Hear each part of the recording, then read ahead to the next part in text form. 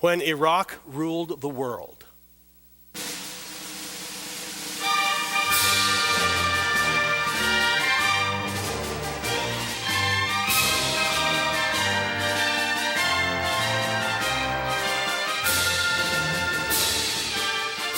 It was in early August, and the brutal Iraqi leader found himself on a campaign of aggression. For long years, he had coveted a southern neighbor's land.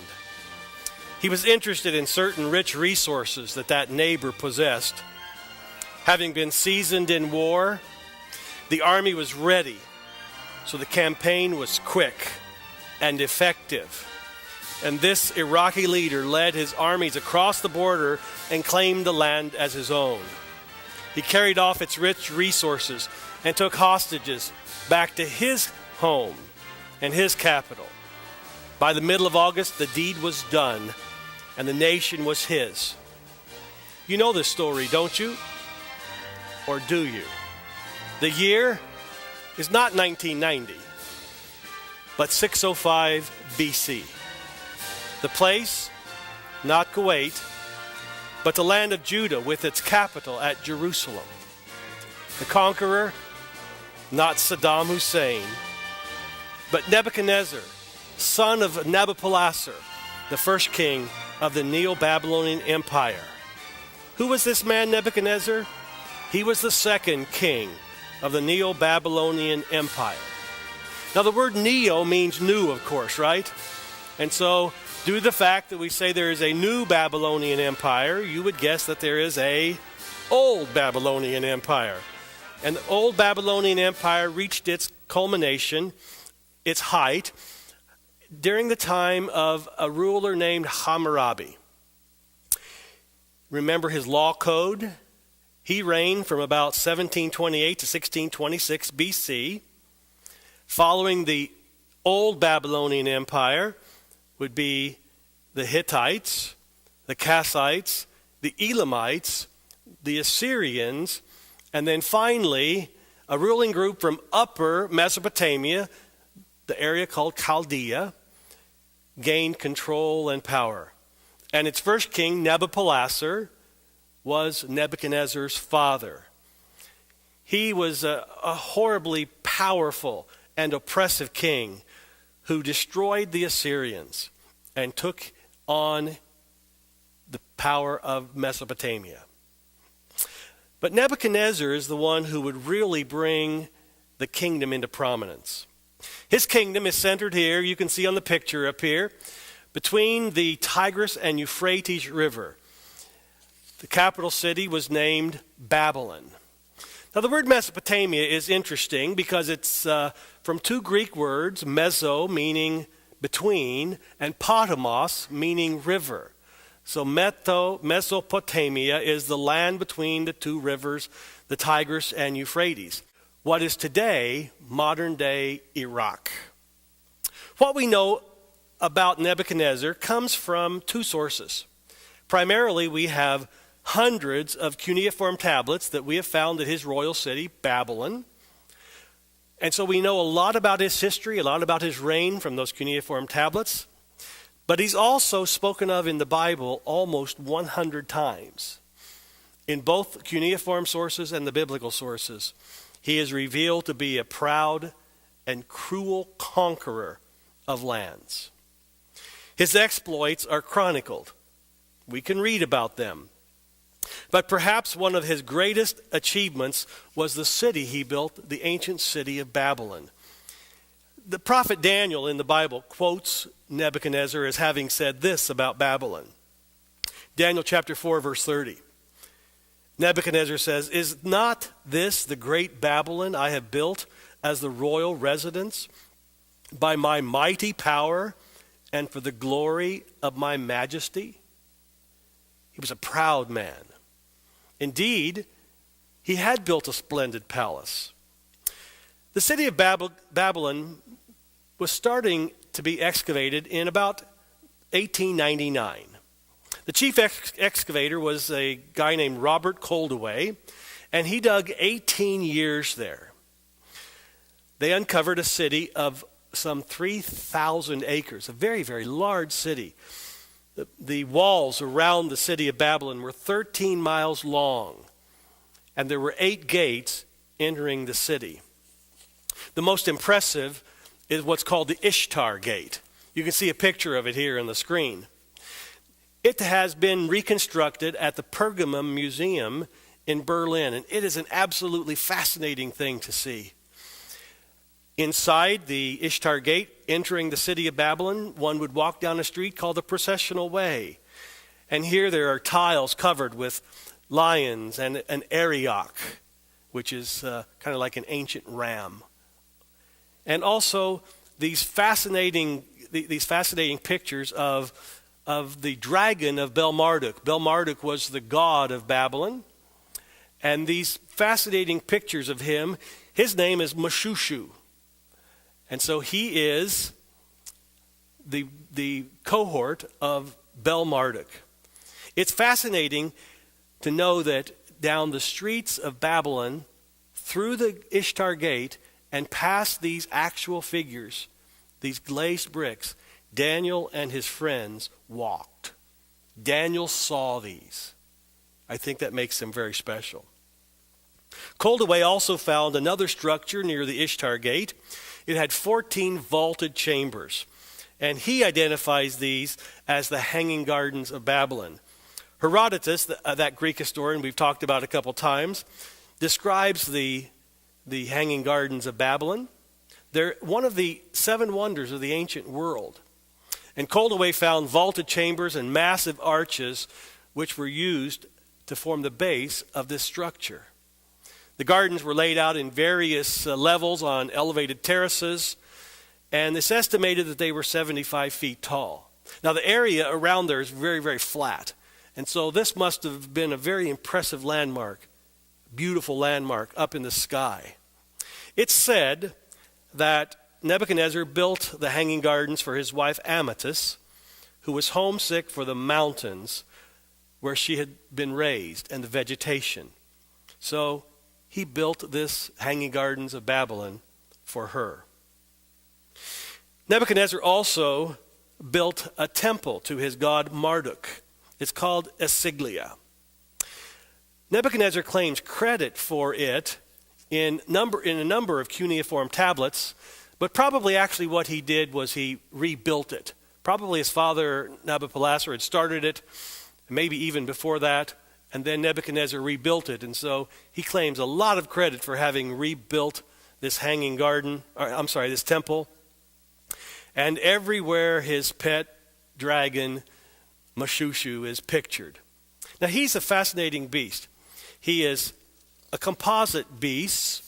He has the head of a snake, the 4 paws of a lion, the hindquarters of an eagle, the horns of a bull, and a human royal beard. Quite a guy. It actually reminds you of a number of the composite beasts that you also find in the book of Daniel, chapter 7, chapter 8. You have some interesting parallels there. Now, a few years ago, there were some stories going around that some stupendous finds had been made at Babylon. It was going around that they'd found Daniel's lion's den. It was also going around that they'd found the fiery furnace. The origin of these stories was traced down by one of my heroes, a guy named Siegfried Horn, who reports in his book, The Spade Confirms the Book, how these stories got started. His source is Coldaway's assistant, Walter Andre, who tells that when Coldaway would take groups around on tours of Babylon, that he would often tell them stories. And he especially liked to when he had a group of Bible-toting, hymn-singing, pious pilgrims. He would play a practical joke on them. Quoting from Siegfried Horn's book, he says, Coldaway guided them through the ruins and showed them a mound of brick dross as the place of the fiery furnace, a deep dig or excavation as the lion's den of Daniel, and the throne room where the Mene Tekel had appeared on the wall. There lay one of the millions of brick fragments with the stamp of Nebuchadnezzar, There were none of Belshazzar, and the believers jumped on it. Coldaway told them that they had found a piece of the handwriting on the wall. Coldaway took the piece home and denied their request to keep it. He could, he said, by no means give up such an extremely valuable find. They would just have to be satisfied with the joy of having discovered it. When he was reproached later on for having taken in these poor people, he replied in all seriousness, what? Blessed is the one who believes. Should I take away from them their joy and discourage them? This will have been their greatest experience as long as they live. Now you know the origin of those stories. Much of the city of Babylon was built with mud bricks, kiln-baked or sun-baked and dried, because there are no natural deposits of stone nearby. Thousands of them are stamped with the name of Nebuchadnezzar. As a matter of fact, if you want to see a partial brick from Babylon with Nebuchadnezzar's name on it, in the foyer there, with the artifact display, I have it in one of those cases with an arrow pointing down to show you where it is.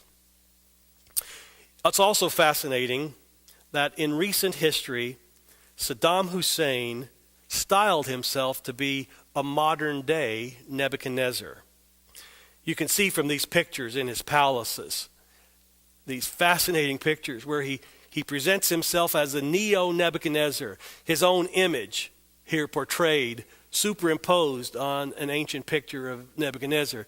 And then this other fascinating picture where you see Nebuchadnezzar in a chariot. It looks almost like an Egyptian chariot, and he's fighting with helicopters and tanks and everything coming out in front of him. Neo-Nebuchadnezzar, hardly. Saddam Hussein rebuilt on the ancient ruins of Babylon a kind of palace for himself, and every 6 feet he put in a brick that says the Babylon of Nebuchadnezzar was reconstructed in the era of Saddam Hussein. It is the ancient Iraqi leader, Nebuchadnezzar, that had led this sweeping campaign into a neighboring country on this mission of conquest. And that land was the land of Judah, with its capital at Jerusalem. Daniel tells us about how that happened in Daniel chapter 1, verse 1. It says, in the 3rd year of the reign of Jehoiakim, king of Judah, Nebuchadnezzar, king of Babylon, came to Jerusalem and besieged it. Nebuchadnezzar came and attacked and conquered Jerusalem. This has been confirmed by ancient cuneiform tablets. Here's a tablet that tells about the conquest of Jerusalem itself. And then, these are called, by the way, these group of tablets are called the Babylonian Chronicles. The first text tells about the actual attack of Jerusalem. And then here's another tablet that's fascinating. It actually contains the name of the Jehudite king, whose name was Jehoiakim, king of Judah. And this text says that certain rations were given to Jochin, king of the land of Yahud, which is Jehoiakim, the king of Judah. We actually have the biblical story about the conquest of Jerusalem confirmed in the Babylonian texts, which I think is quite fascinating. It continues on, Daniel chapter 1, verses 1 and 2. In the 3rd year of the reign of Jehoiakim, king of Judah, Nebuchadnezzar, king of Babylon, came to Jerusalem and besieged it. And the Lord delivered Jehoiakim, king of Judah, into his hand, along with some of the articles from the temple of God. These he carried off to the temple of his God in Babylonia and put in the treasure house of his God. I want you to hear the pathos of these verses. Nebuchadnezzar, a pagan king, comes and attacks Jerusalem, God's people. And God hands his people over into the hands of the Babylonians. Not only is this a horrible national defeat, but think about it too. It says that the articles from the temple of the Jewish God were taken and put in the temple of Bel Marduk, the god of Babylon.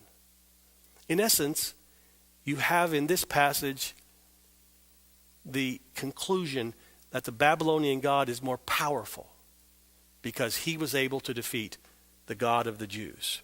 The Babylonian god is more superior. What a terrible defeat, not only for them on a practical basis, but for them on a spiritual basis. Now, the Babylonians practiced a very interesting practice. They would take take an exile, people from a country they had conquered, and take them back to live in Babylon. And people that lived in Babylon, then they would allow to come and settle in that country. And so they would find the cream of the crop of the young people in the conquered country, take them to Babylonian schools, teach them to think like a Babylonian, and then they would groom them to be officers and governors. And once they became Babylonian in their heart, even though they might still be Jewish in their blood, when they became Babylonian in their heart, they would send them back and put them in as rulers in the conquered country. This is why one certain young man finds himself in Babylon, at the king's court and at the king's school. His name, Daniel. Now, the name Daniel in Hebrew means God is my judge. And so one of the first things that Nebuchadnezzar wanted to do was he wanted to wipe out all vestiges of the idea of their God. Daniel, God is my judge. He renamed him to Belteshazzar. Belteshazzar, which means something like the keeper of the hidden treasures of Bel. So notice he changes a name that has Daniel's God in it, Daniel, and changes it to Belteshazzar and puts in the name of his God, Bel. Perhaps he thought that if he could just change their name, they would start thinking as Babylonians, but it didn't really happen that way. There's this interesting story in Daniel chapter 1 about the Hebrew boys being brought in before the king, and they were supposed to be being preened to become rulers, and so they wanted them to start eating at the king's table. But the Hebrew boy said, no, that's not what we eat. And so there was this test of diet, and in 10 days, the Hebrew boys were found to be superior to the Babylonian students. And so Daniel and his friends were faithful, and God blessed them. Then we come to Daniel chapter 2.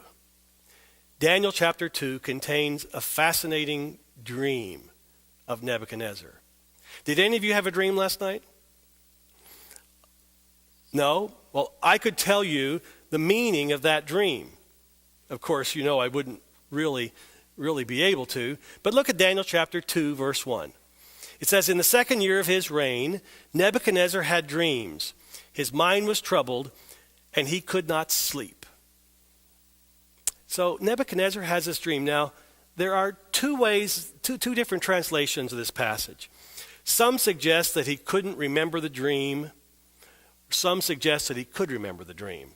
And he just wanted the wise men to be able to tell him what it was. Either way it was, he either couldn't remember it or he could remember it. Nebuchadnezzar calls in the wise men, his wise men of the kingdom, and he asks them to tell him the dream and its meaning. Now, who are these wise men? These wise men are people who claim to be able to tell the future from looking at the stars. These are wise men who claim to be able to tell the future by killing a goat and pulling open its innards and pulling out its liver and telling from whether or not this line on the liver is long or short what's going to happen in the future. These are people who claim to be able to consult with dead people. And so these are the brain trust of Babylon. And Nebuchadnezzar calls them in, and they all say, we don't know. And so Nebuchadnezzar makes the decree that they will all be executed. But then they come to Daniel to ask him if he can help interpret the dream. And Daniel asks for time, and Daniel and his friends pray, and God reveals the dream to Daniel. And Daniel requests to be taken in to the king. Now, I love what happens next. Daniel is in a place where he could basically write his own ticket.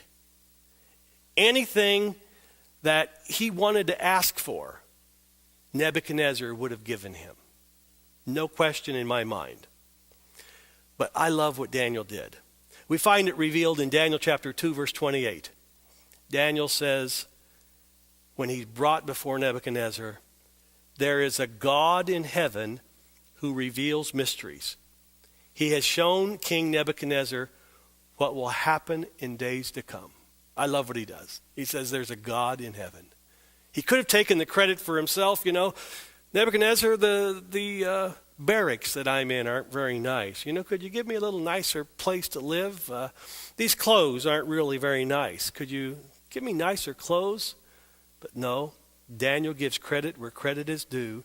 He points Nebuchadnezzar at God, which he does in the whole book, by the way. He says, there is a God in heaven who reveals mysteries. And he has shown King Nebuchadnezzar what will happen in days to come. And so Daniel then begins to tell Nebuchadnezzar what his dream was. Daniel 2, starting with verse 31. Daniel says, you looked, O king, and there before you stood a large statue, an enormous, dazzling statue, awesome in appearance.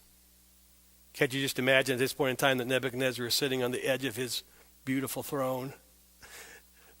Perhaps the most powerful man in the world at that moment, being totally enwrapped by the words of a Hebrew slave. I just find that picture a little humorous. You saw this great statue, this image, an enormous, dazzling statue, awesome in appearance. And Daniel continues on. He says, the head of the statue was made of pure gold, its chest and arms of silver, its belly and thighs of bronze, its legs of iron, its feet partly of iron and partly of baked clay. And so Daniel begins to tell Nebuchadnezzar how this image was constructed. He says there was the head of gold, the chest of silver, the belly of bronze or brass, the legs of iron, and the feet of iron and clay. These various metals molded together into this multi-metal man. And then Daniel continues on in verse 34. He says, while you were watching, a rock was cut out, but not by human hands. It struck the statue on its feet of iron and clay and smashed them. Then the iron, the clay, the bronze, the silver, and the gold were broken to pieces at the same time and became like chaff on a threshing floor in the summer. The wind swept them away without leaving a trace, but the rock that struck the statue became a huge image and filled the whole earth. Imagine how Nebuchadnezzar felt. Every single detail was perfect. Daniel knew his dream. You think he was ready to accept the interpretation? Absolutely.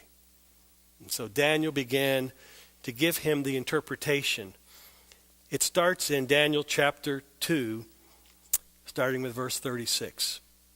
Daniel says, this was the dream, and now we will interpret it to the king. You, O king, are the King of kings.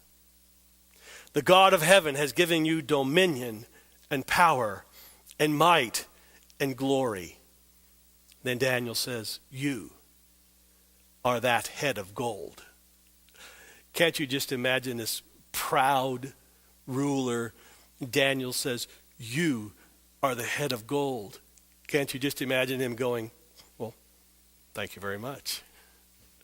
Can't you imagine him having goose pimples and saying, well, I am pretty good, aren't I? Yes, thank you very much. You are this head of gold.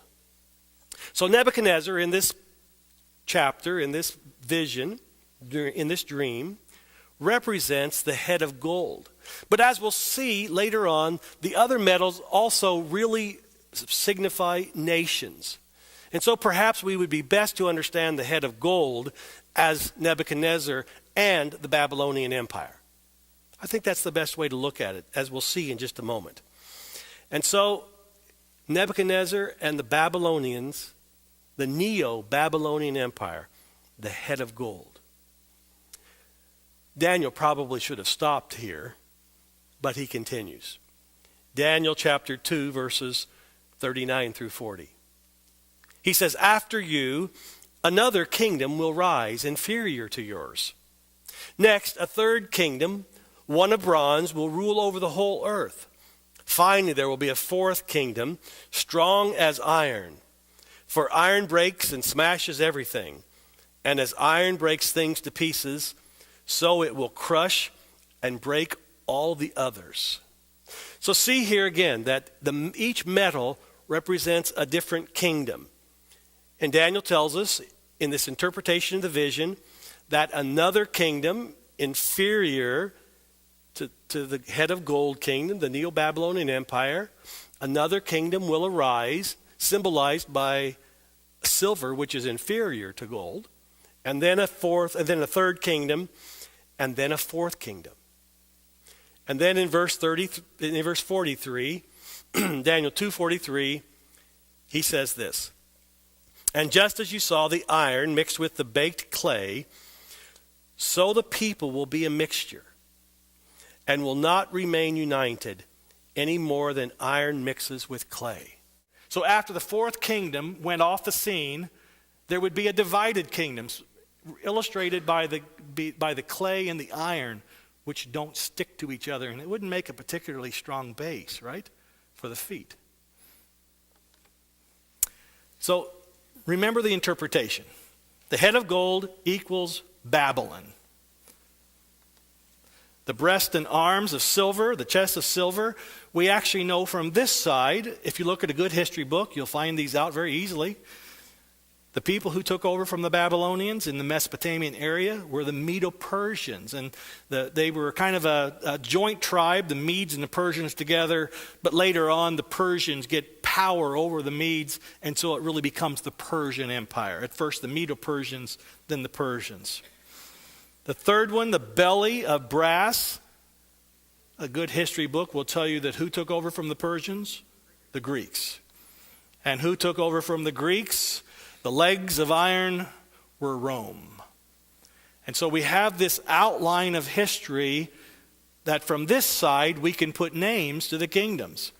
But after the Roman Empire was destroyed, it kind of broke up from all these barbarian tribes who came in and digested the ancient Roman Empire. The kingdom of Rome never was united again. And ever since the day of the Roman Empire, Western Europe has never been united again. Ever again. Even though conquerors like Kaiser Wilhelm and Hitler have tried to do it, communism tried to unite, tried to take over all of Europe. The kingdoms have continued to always be divided because God said that's the way it was going to be. They're fighting, when they're trying to do this, they're fighting against more than they believe. They're actually fighting against the prophecies of God. There would no longer ever be a world empire. And so we have the Babylonians. The Babylonians passed off the scene to the Persians. The Persians were conquered by the Greeks. The Greeks were conquered by the Romans.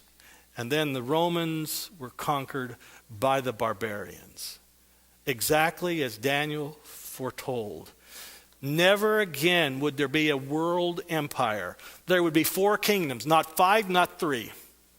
They would be divided and continue to be divided, and they have been ever since the Roman Empire was destroyed, was crumbled. This prophecy has been fulfilled. This prophecy has been fulfilled so much that modern scholars say the book of Daniel was not written in 600 BC when Daniel was living in Babylon. The modern scholars say there is no such thing as prophecy. They don't believe in God anyway. The modern scholars say, I'll tell you what happened. That book of Daniel was written about 300 BC after the events had already happened. And so what the guy who wrote the book of Daniel is doing is he's writing history acting like it's prophecy. That's what the skeptics say. But if God is God, then God can foretell the future. Absolutely. He can foretell the future. Well, Nebuchadnezzar's response, what was it? He fell on his face. He worshiped Daniel, and of course, that wasn't what God wanted him to do. He didn't want Nebuchadnezzar to worship Daniel. God wanted Nebuchadnezzar to worship him. And Nebuchadnezzar says, surely your God is the God of gods and the Lord of kings and the revealer of mysteries. Even Nebuchadnezzar had to confirm and had to believe that God had revealed things. Incredible. Now, something interesting happens next. After Nebuchadnezzar falls on his face and acknowledges God as the revealer of secrets, Daniel chapter 2 ends and Daniel chapter 3 begins. Between Daniel chapter 2, in which God has foretold this succession of ancient empires, from the gold to the silver to the bronze to the iron to the feet of iron and clay, after God has foretold this scheme of ancient empires that would come upon the scene, Daniel chapter 3 verse 1 begins like this. King Nebuchadnezzar made an image of gold, 90 feet high and 9 feet wide, and set it up in the plain of Dura in the province of Babylon. Now, 90 feet high and 9 feet wide, some scholars have said that must have been one skinny image. But think about the image, probably wasn't that. It was probably on a pedestal, you see, and then had an image on top. And the image was all of gold. Who was the head of gold? Nebuchadnezzar. Now, what was this image? Well, we'd probably call it an idol. And some people have thought it was an idol to Bel Marduk. You don't understand Nebuchadnezzar. Who did the image look like? It looked like Nebuchadnezzar. There's no question in my mind, because Daniel had said, you, Nebuchadnezzar, you are the head of gold. And so there's no question that in my mind that this image looked like Nebuchadnezzar himself. And why was it all of gold? Because Nebuchadnezzar was making a statement that my kingdom will last forever. You know, the silver kingdom, the brass kingdom, the iron kingdom ain't going to happen. My kingdom will last forever. This building of this image is a rejection of God's revelation in Daniel chapter 2. We actually found an interesting cuneiform tablet. There's the image of gold there. We found an interesting cuneiform tablet that says this, and this is written for Nebuchadnezzar. Nebuchadnezzar says this, "For the astonishment of men, I have built this house. These portals for the astonishment of multitudes of people, with beauty I have adorned. May it last forever." That's what Nebuchadnezzar was saying in that gold image. He was rejecting God. And by the way, there's about 20 years between the end of Daniel 2 and the beginning of Daniel 3. Nebuchadnezzar had forgotten what God had revealed. Did it last forever? Well, no. Later in the Babylonian history, after a few more kings, a king comes upon a throne whose name is Belshazzar. And Belshazzar has a big party one night, and he has the audacity at this party to tell someone, hey, my great-great-grandfather, I remember he brought a bunch of cool gold cups and vessels from the temple in Jerusalem. Bring them out and let's toast to Bel-Marduk with those vessels. And so they brought the gold and the silver out from the temple of Jerusalem, and God said, it's enough. And so that night, there was the handwriting on the wall, said, Mene, Tekel, Upharsin, Mene. God has numbered the days of your reign and brought it to an end. Tekel, you have been weighed on the scales and found wanting. Peres, your kingdom is divided. Peres means like a part, it's taken apart. Peres, your kingdom is taken apart. Your kingdom is divided and given to the Medo-Persians. Daniel gave Belshazzar that interpretation.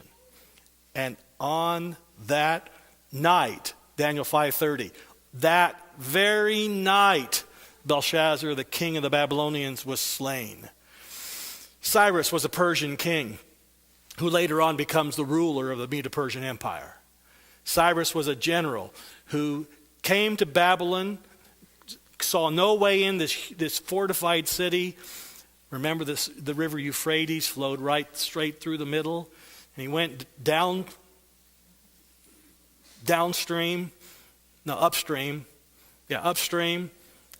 Had to be upstream. Yeah. Made another channel, diverted the Euphrates River. And so on the night when everyone is partying at Belshazzar's feast, they're sneaking under the gates of the river. And they're coming into the walls and the gates into the city. And on that night, Belshazzar, the king of the Babylonians, was slain. And the silver kingdom had come. It was kind of like the precursor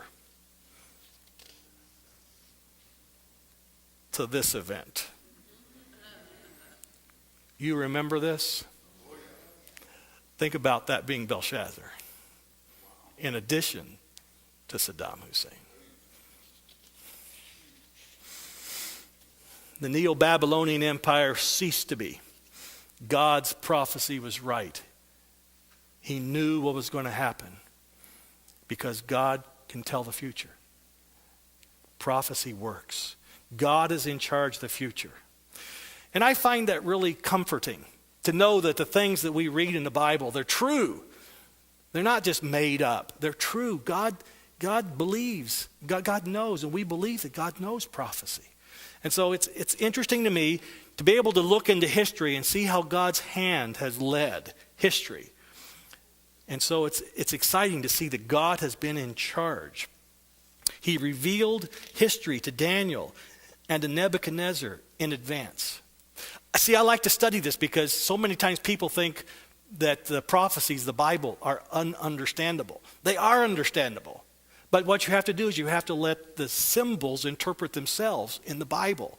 I see preachers on the Bible all the time, in the TV all the time, and they're talking about the Bible, and they start telling about prophecy. And they say, well, this prophetic symbol means, and I want to say, prove it. Give me a Bible text to prove that. You can say anything you want to. But use the Bible to interpret the Bible. The biblical prophecies can be understood like Daniel 2. And they are beneficial to us for our study and for our understanding because they have many important things that are essential for us to know in this point in Earth's history. So the Daniel chapter 2 speaks to me about God being in charge of the past. But it's not just enough for me to know that God is in charge of the past. I like to know that God is not only in charge of the universe on a cosmic level, on a universal level, but he's also in charge of the universe on a personal level, on my level. God cares about what is happening in my life, not only in the cosmic empires of the world. He cares about what's going on in my life. A few years ago, a group of women, this was before we moved here to this area. We were still living in Ohio. And a group of women decided to have a little experiment. And what they did was they got together and decided they were going to call each other's husbands to see how well their husband knew the wife. Yeah, right. So what they did was one of these women called me on the phone one day and says, "What's your wife's favorite Bible text?" I knew immediately. I passed the test. It's Jeremiah chapter 29, verses 11 through 13. It says this, "For I know the plans I have for you, declares the Lord, plans to prosper you and not to harm you, plans to give you hope in the future. Then you will call upon me and come and pray to me, and I will listen to you. You will seek me and find me when you seek me with all your heart." See, the prophecy of Daniel chapter 2 not only tells us that God's been in charge of history, but it also tells us that God wants to be in charge of your life. It also tells us that God has a plan for your life. And our goal in living upon this earth is simply to try to discover what God's plan for our life is and obey Him in helping Him accomplish that in our life. Does that make sense? That's what our goal in life is. God has a plan, and we seek Him. And He promises if we seek Him, we will find Him if we seek with all of our heart. Why does God care? Because He has one other special thing planned for us that Daniel talks about. There's one last symbol I didn't cover, but I have to yet. There's one last symbol. It's the stone that's cut out without hands. It's the last part of the prophecy of Daniel chapter 2. It's the next great event. All the other events of Daniel chapter 2's prophecy have been fulfilled. There's one that hasn't been, the stone. Daniel chapter 2:44 explains the stone. It says, "In the time of those kings, the God of heaven will set up a kingdom that will never be destroyed, nor will it be left to another people. It will crush all those kingdoms and bring them to an end, but it will itself endure forever." God tells us the same prophecy that was so exacting in the kingdoms that were going to be upon this earth. God tells us that He is yet going to set up His kingdom. He is in charge. And that will happen at what we call the second coming of Jesus. I'm going to speak another night give you some details about that idea of the second coming of Jesus, because I believe that God's setting up of His kingdom is really the only hope that our planet has. God is in control. I like this little thing that I say.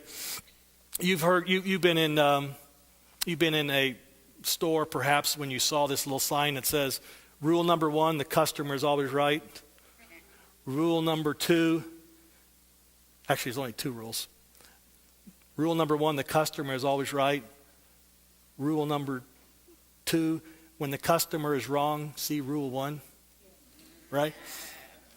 So think about it like this. Rule 1, God is in charge. Rule number 2, if in your life it ever seems like God's not in charge, look at rule number 1. God is in charge.